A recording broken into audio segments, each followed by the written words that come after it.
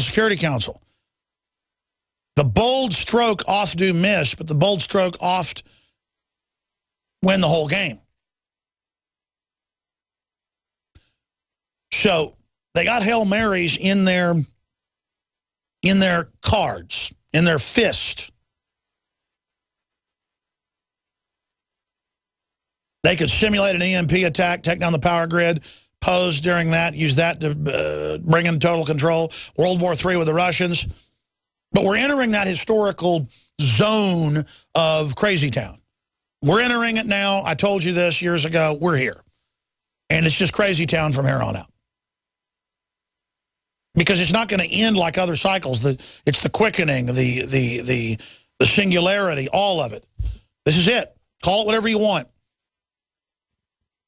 And it's now the time for everybody to be reality-based and admit how crazy things are. If you deny, yeah, Alex Jones is right about the NSA and the checkpoints, the armored vehicles, and GMO and so many other things, but he's still kind of a crazy man. Well, yeah, I'm crazy jumping up and down trying to stop it. You're right. Because I know they're putting cancer viruses in the vaccines and fluoride in the water and GMO that creates 90+% sterilization in all mammal species within 3 generations. I mean, I know it's the end of days. It's the end of humanity. Even if the God isn't real, the globalists are using it as a template, a scientific overwrite. It's happening. And I'm reflecting what they're doing, so I sound nuts. It is crazy, but I'm not the one doing it.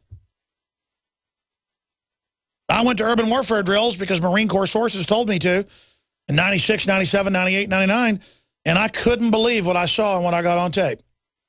The Marines breaking in our hotels, roughing us up, special groups, not the average Marines, foreign troops, checkpoints, training to kill Americans, people begging not to have their guns taken in the drills. I mean, I brought you the footage.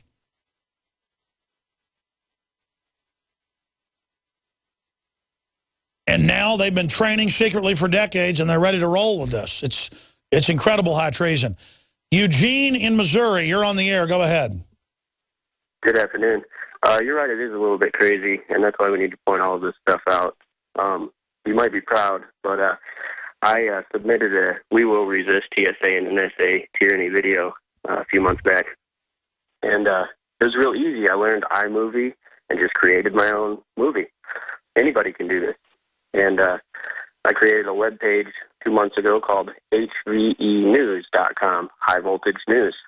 And I'm spreading the info war just like you do.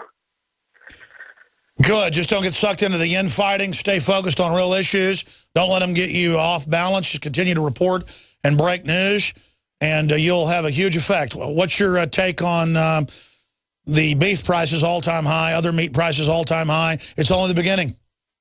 It fits into the Agenda 21 and making corporation the only entity that can provide the masses with food. Yeah, record profits while providing you much less. With poison in it, you know. With radiated, with GMO and hormones, exactly. Yeah, that's why I just bought my Patriot Supply stash yesterday. Well, thanks for supporting that sponsor. Oh, you're welcome. It's all good, and it fits in with the self-reliance that we all have in our ability that they don't like. Absolutely. God bless you, sir.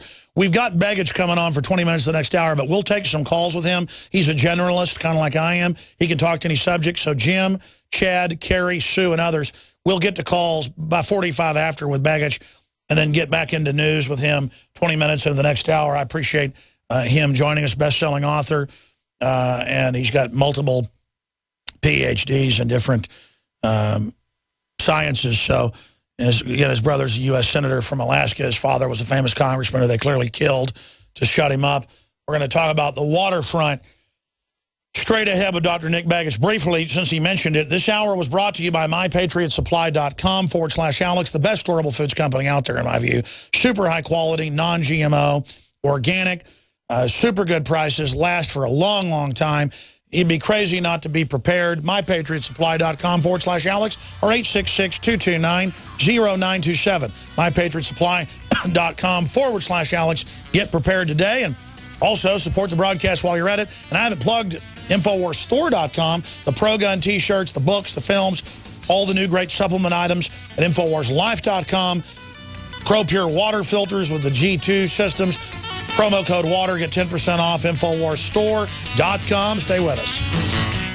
Gentleman, Dr. Nick Begich joins us to the bottom of the next hour. We appreciate him being gracious with his time. He's the eldest son of late United States Congressman from Alaska, Nick Begich Sr., and he's been a political activist basically his whole life, as well as his mother has been. He's well known in Alaska. Politics for his adult life were heading up some of the major tribes in the state, trying to get their rights, and having multiple degrees in science. Begich has also published articles in Science, Political Education as a well-known lecturer, best-selling author, having presented throughout the United States and Europe. He's the publisher and co-owner of Earth Pulse Press. Currently, Begich consults for tribal organizations, private corporations, and others in a number of research areas. He headed up the Lay Institute for a while, a major institute. Begich has authored, I won't go over all of that, earthpulse.com is just one of his sites. And his brother, of course, is one of the U.S. senators from Alaska.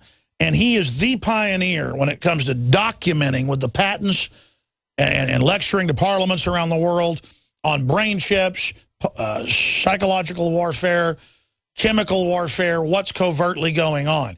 But so much of what he's talked about is now mainstream. We get him on 18 years ago. I've been interviewing him since about 1996 or so, 1997. And everything he's talked about, unfortunately, has now gone from the area of science research to being mainstream, weather control, you name it. But the first reason I wanted to get him on is news articles I've seen all over the country where the BLM is taking tribal lands, public lands, private lands, and claiming that they own them and control them when the feds already have more than half the country. What is behind this? I know he represents some of the tribes, trying to get them to be able to use their own land. So, Dr. Begich, we got a few minutes left in this segment, long segment coming on. Thank you for joining us. What's happening on the land grab front? Why do you think major corporations are lobbying governments, not just here but worldwide, to get people off rural land? Well, you know, here in Alaska, only 1% of the entire state is privately owned, excluding Native Americans. Native Americans control approximately 9% of the land mass in Alaska, about 44 million acres, and that goes back to the Alaska Native Land Claims Settlement Act of 1972, which was actually authored and got through the Congress by my father. It was the largest Native American land settlement and cash settlement in the U.S. History, either before or since. But it had a really unique setup. It was set up with 12 regional corporations that were configured under them, 228 village corporations. These village corporations can use the surface estate of the land, whereas the regionals own the subsurface and mineral rights, as well as a big areas of surface estate. It was an experiment, really, and unfortunately, you know, once the law was passed, there was to be a lot of follow-on work by Dad, and that never happened. As you know, he was lost on a plane with Hale Boggs, who at the time was a majority leader in the U.S. House. You know, Dad was progressive on these issues with Native Americans, trying to find something better than a reservation model. Unfortunately, this really did not work as well as it could have. The tribal governments, who are the foundational governments in Alaska, weren't even recognized except for one in Southeast, and actually there's another one up in the western part of the state. But they were not recognized by the federal government until about the mid-90s, and some of the tribes are still trying to get recognition. There are 458 Native American tribes in the United States. A little under half of those are in Alaska now recognized as governments.